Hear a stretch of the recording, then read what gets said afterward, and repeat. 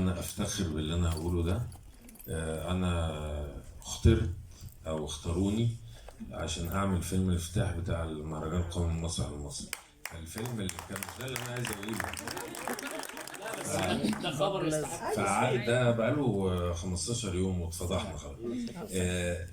لما اخترت زميلي وصديقي نادر صلاح الدين عشان يكتب معايا الفكره والفيلم، سيبنا مناطق للارتجال التمثيلي.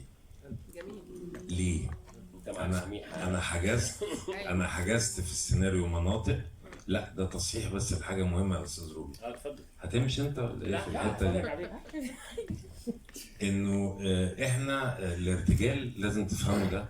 الارتجال المشهد مكتوب واللوكيشن موجود لكن بيتساب مساحه للممثل